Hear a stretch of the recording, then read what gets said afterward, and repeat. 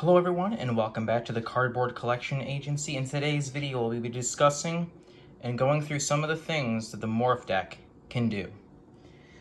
Specifically starting off with Kadena, Slinking Sorcerer.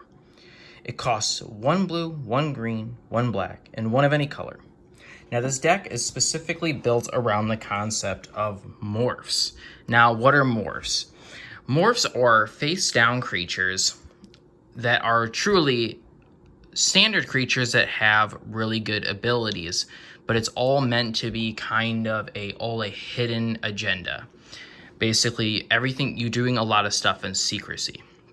So what does Kadena do? The first face down creature spell you cast each turn, that's including your opponent's, costs 3 less to cast. And of course, the face down cost is always 3, so it's free. Whenever a face-down creature enters the battlefield under your control, you may draw a card. And then next here we have Volrath the Shapestealer. 1 black, 1 green, 1 blue, 2 of any color. He's a 7/5. Oh, I forgot to mention that Kadena is a 3/3, so it's a good size commander. He's a 7/5. At the beginning of combat, on your turn, put a -1/-1 counter on up to 1 target creature. And to pay 1, if you pay 1 until your next turn, Volrath the Shapestealer becomes a copy of target creature with a counter on it, except it's a 7/5 and has this ability. So basically, it's stealing a creature's abilities. They could be a 2/2 with hexproof. Well, now he's got hexproof, and he's still a 7/5. So very good, very fun card. Then Ryami, First of the Fallen. 1 blue, 1 green, 1 black, 1 of any color. He's 5/4.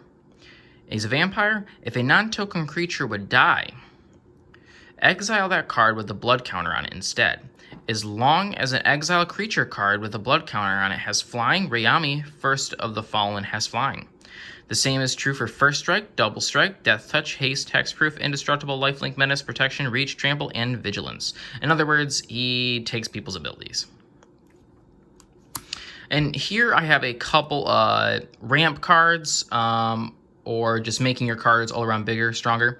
We have a staple here, Overrolling Stampede. Until the end of turn, creatures you control gain trample and get +X/+X, where X is the greatest power among creatures you control. And there's a lot of really big creatures in here. There's like a 10/10 dinosaur in this deck. It's pretty crazy. And then next we have Biomass Mutation. Either 1 green or blue, and another 1 green or a blue. And X, creatures you control have base power and toughness XX until end of turn. So you can pay off that 2 cost. Let's say you have 8 or 10 mana. You can tap all of that and make your creatures all have 8/8 or a 10/10, basically as big as you want them to be based on your mana amount. It's pretty awesome. Next here I have a list of a handful of some draw cards. Urban Revolution, 1 blue, 1 green, 3 of any color. Draw 3 cards. You may play an additional land this turn. This is just all around a pretty nasty card. You're already drawing 3 cards, which is already insane. And then you get to play an additional land that turn. Pretty crazy. We have Tezzeret's Gambit. You can pay, I think this would be like 1 blue. Yep, 1 blue or 2 life. And then, because I'm mostly used to doing it with black. So it's either 1 black mana or 2 life. But you get to draw 2 cards, then proliferate. And for the people who don't know what proliferate is, choose any number of permanents and or players, then give each other a counter on each kind already there. And then Explore. It's 1 green, 1 of any color. You may play an additional land this turn and draw a card. That's another thing. This deck is really about mana ramp, getting a ton of mana out there, because there are a lot of expensive but really, really good cards in this deck. So that mana ramp is very necessary, and this deck is very good at that. We have Leadership Vacuum, 1 blue, 2 of any color. It's an instant. Target player returns each commander they control from the battlefield to the command zone and draw a card. Salte Charm. Salte just sounds weird. Charm. 1 black, 1 green, 1 blue. You either choose 1. Destroy target monocolored creature. So a little bit of removal. Destroy target artifact or enchantment. Artifact and enchantment removal, very important. Draw 2 cards, then discard a card. So I use that one as well just because it has a nice draw ability. Divination. I actually put this card in here. It's 1 blue, 2 of any color, and you get to draw 2 cards. And now on to, I grabbed a handful of the morph creatures that I found that were interesting. So 1,000 Winds normal cost is 2 blue, 4 of any color. You can cast it as a morph, a 2/2 morph, 4/3. Again, using Kadena's ability, it would be free. And then you can pay its morph cost to flip it. And when it's flipped face up, return all other tapped creatures to their owner's hands. Very helpful. Kind of like it functions a lot like a white ability, because I see a lot of white cards that actually like tap people's creatures or untap your own, things like that. And it's a 5/6 flyer. Pretty cool. Nantuko Vigilante. Normal cost, 1 green, 3 of any color. Morph cost, 1 green and 1 of any color. And when Nantuko Vigilante is turned face up, destroy target artifact or enchantment, just more artifact or enchantment removal. This one's pretty sweet here. We have Sagu Mauler, 1 blue, 1 green, 4 of any color for normal cost. Its morph cost is 1 blue, 1 green, 3 of any color. He has trample and hexproof, just pretty just straightforward, awesome. It's a 6/6 of trample and hexproof. What more can you ask for? It's pretty amazing. And of course, that morph cost is making it cheaper. So if you don't have the mana cost right away and you can end up getting it later, then you can do that morph and you have a pretty sweet creature right there. All right, here we have Willbender, 1 blue, 1 of any color. I use this one as kind of like a counter example. So that's its normal cost. Its morph cost is also the same, but its morph is almost a little better at the start because it's a 2/2 as opposed to a 1/2. But the kicker here is when Willbender is turned face up, change the target of target spell or ability with a single target. So basically you get the counter by putting it back at them. And I grabbed a couple removal cards here. So we got Mire in Misery, 1 black, 1 of any color. Each opponent sacrifices a creature or enchantment. We have Vraska the Unseen. I picked her because she has a removal ability. So her +1 is until your next turn, whenever a creature deals combat damage to Vraska the Unseen, destroy that creature. Her -3, destroy target non-land permanent. And -7, which I have not been able to pull off this ability just yet. I've gotten it out in play, but I just never had it, player loses the game there. So create 3 1/1 black assassin creature tokens with whenever this creature deals combat damage to a player, that player loses the game. I have not been able to pull that off yet, but it's a pretty amazing ability.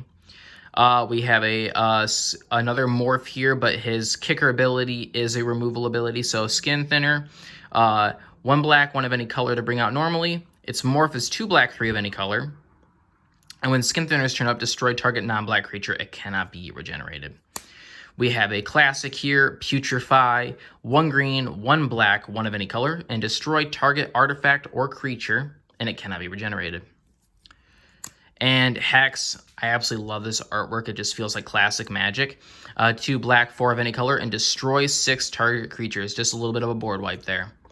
Now, these are 2 cards that I personally added to the deck to add this cool Saproling ability here. So we have Slimefoot, the Stowaway. He's 1 black, 1 green, 1 of any color. Whenever a Saproling you control dies, Slimefoot, the Stowaway deals 1 damage to each opponent and you gain 1 life. It's just like a little side ability, a little side combo, because it works well with Thelanite Hermit. But you can pay for, create a 1/1 Saproling creature token, so you can build them up, and then when they die, you gain that deal 1 damage to each opponent and gain 1 life ability. And then here we have Thelanite Hermit. All Saprolings get +1/+1, so in that case, you're making them, and then with her, you're boosting them. But the cool thing about her is her morph cost allows you, when it's turned face up, create 4 1/1 green sapling creature tokens. Those all get boosted. Now they're 2/2s, and you're creating him, which then creates more 2/2 Saprolings, and then he gets that ability whenever they die, because you can just use them as chump blockers. They die. The Stowaway deals 1 damage to each opponent, and you gain 1 life. So a nice little life gain, damage to your opponent, and giving you a bunch of chump blockers. It's a pretty awesome combo. But that is the Kadena Slinking Sorcerer deck. I just wanted to go through some of the cards. I just kind of overall show what the deck can do, what it's capable of. The only issue that I find with this deck is that it does play a little bit slow sometimes, or sometimes I feel like I'm churning so much mana that I'm not really doing anything else. But it's one of those things just with the proper combination of, you know, the mana and having a decent amount of creatures in hand, this deck can go off like crazy and do a bunch of crazy stuff. I actually eventually, I took a photo at one point of a game that I was playing because literally my mat was just completely coaxed in creatures and mana, and there was so much stuff going on, and it was just an absolute bloodbath.